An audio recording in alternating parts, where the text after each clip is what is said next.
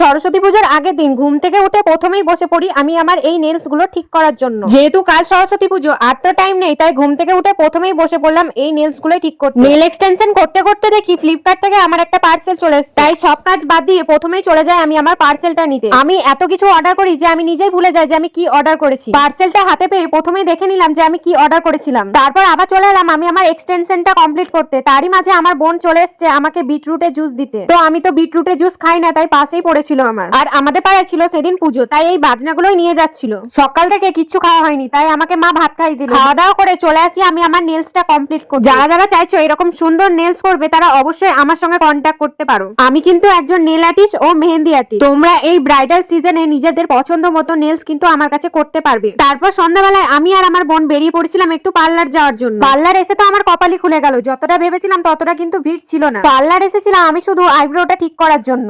আইব্রোটা হয়ে যাওয়ার পর বোন আর আমি খাবার নিয়ে চলে যাই বাড়ি। বাড়ি আসার পর আমার এতটা শরীর খারাপ হয়ে যাবে ভাবিনি। কিছুদিন থেকে আমার হচ্ছিল খুব জ্বর, সেই জ্বরেই আমার ঠোঁটের অবস্থা খুবই খারাপ। তো মা আমাকে বোরোলিন গরম করে ঠোঁটে লাগিয়ে দিয়েছিল আর জ্বরের ওষুধও দিয়েছিল আমাকে খাওয়ার জন্য। ওষুধ খাওয়ার পর একটু চাউমিন খেয়ে ঘুমিয়ে পড়েছিলাম। আর সবাইকে টাটা।